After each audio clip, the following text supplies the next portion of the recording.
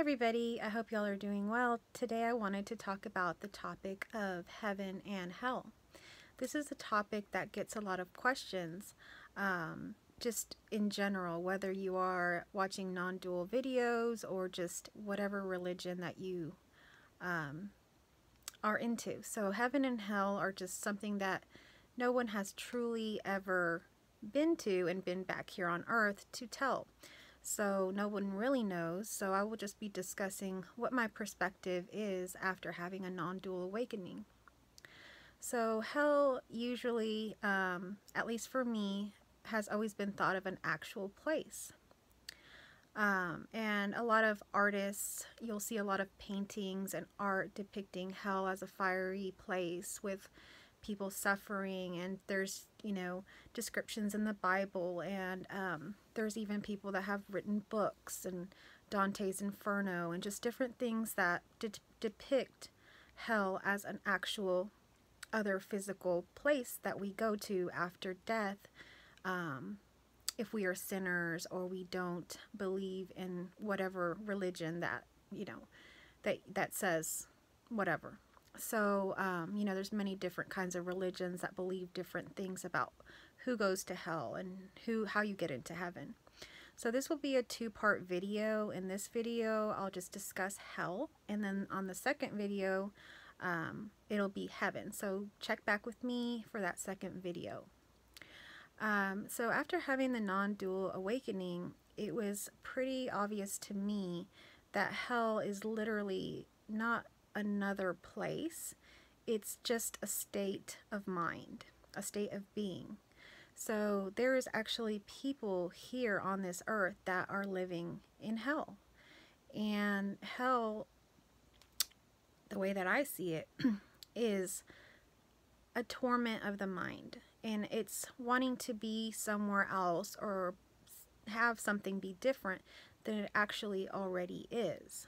So when we have an experience, yet we are unsatisfied with it and we want it to be different, we suffer. And that causes a lot of mental anguish. It could go by quickly, or it could be something that torments someone for a long time and can develop into a mental illness. It can develop into a neurosis that it just is always there. And the reason that this was clearly seen to me is because I was in that state of hell myself. I suffered with a lot of anxiety, a lot of fears, just different things that were literally tormenting me and making my life very difficult. And as soon as I had the non-dual awakening, all of that was cleared up.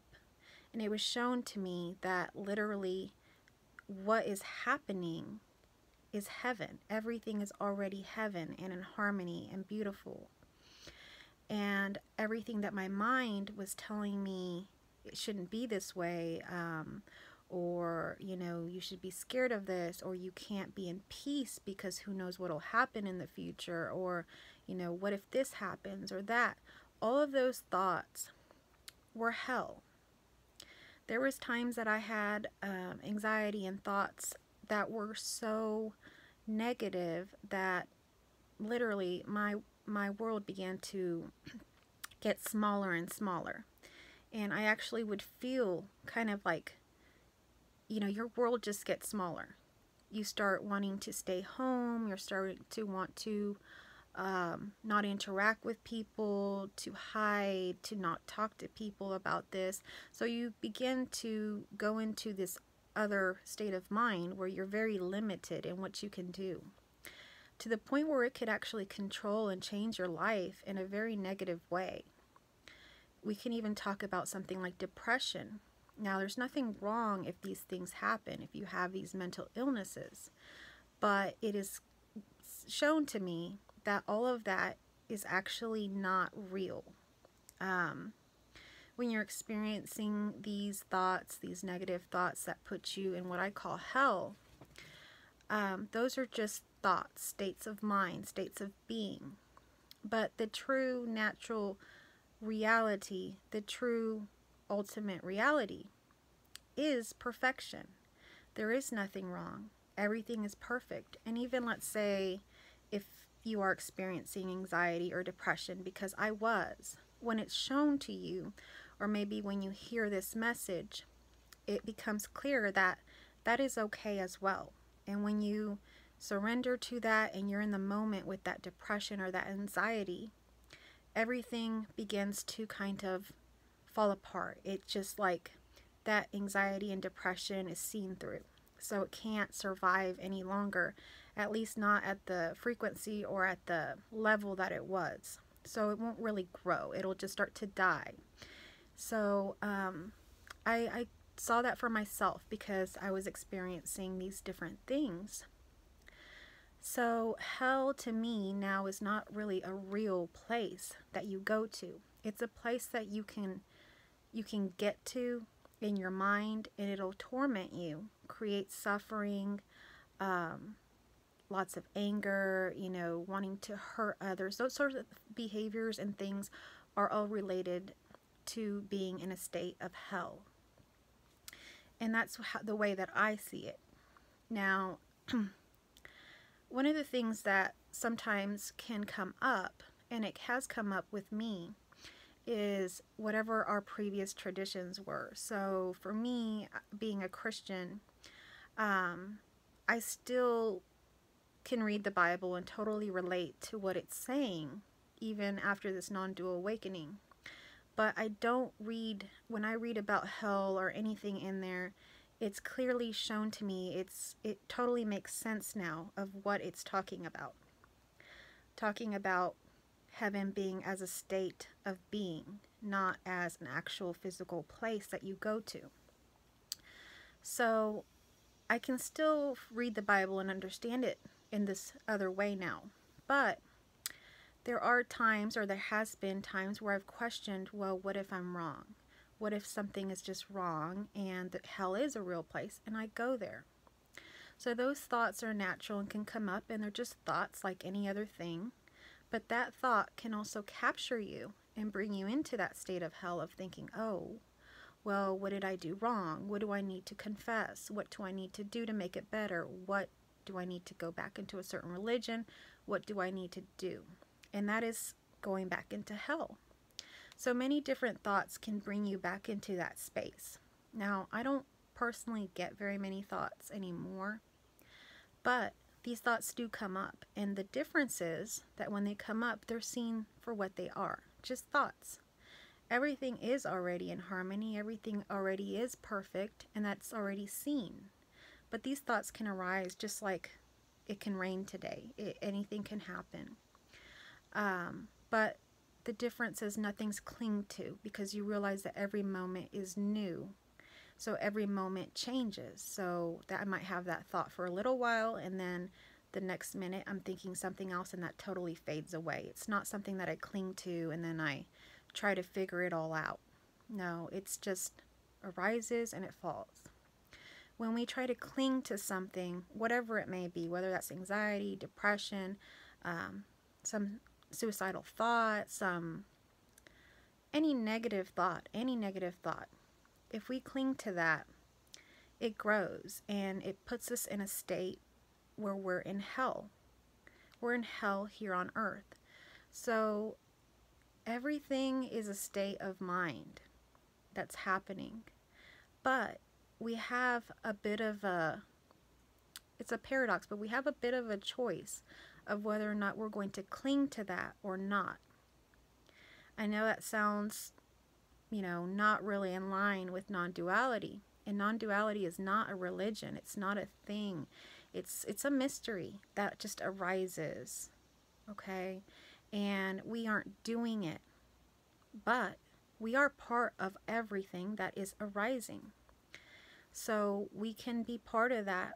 And then when it falls and something else happens, then you just move. Everything's effortless and light, and you just move from one thing to another.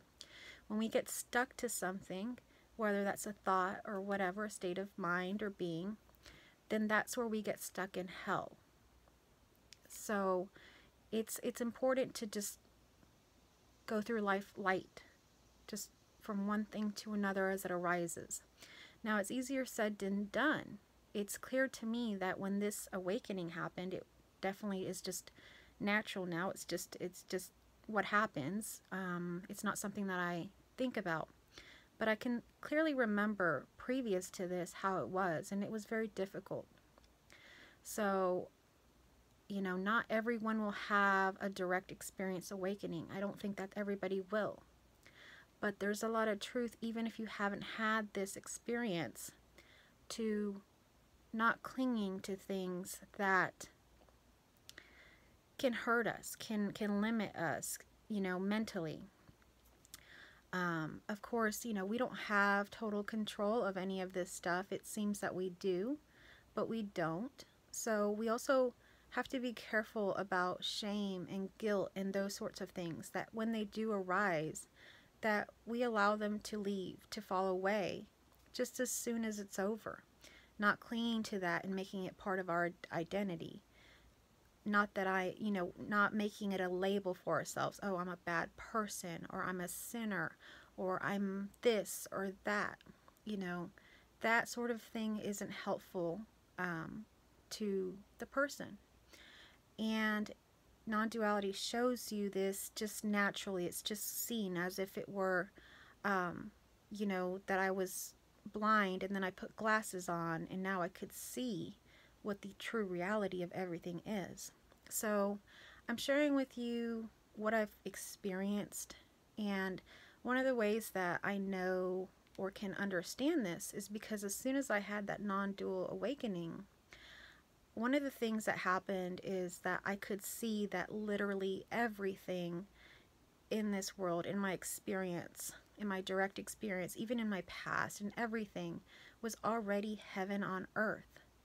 And I even remember thinking to myself, I don't want to leave this place. There is no other heaven. There's no heaven. This is heaven here on earth. I just had never seen it that way because I had always been projecting what could happen, what would happen in the future, going into my past. Just always going into something that wasn't what was literally happening in the moment. So what's happening in the moment is actually already perfect. It's when we begin to think what could happen or what may happen. All those thoughts are usually very amplified and exaggerated, and those things that we fear that are going to happen in the future, or those thoughts of things we've had in the past and how bad they could be, are actually all false. They're not real. Life is never as bad as our thoughts. It's just our thoughts. So our thoughts are what keeps us in hell. And our thoughts can also help us. But in this case, I'm talking about negative thoughts that literally will bring you into that space of negativity and into hell, where you actually don't necessarily go to another place like a fiery pit of hell, but your life begins to become limited. Your mind becomes limited. Your actions change and become fearful, and out of fear comes anger, resentment, shame, guilt, all of these negative things that we would consider to happen in hell.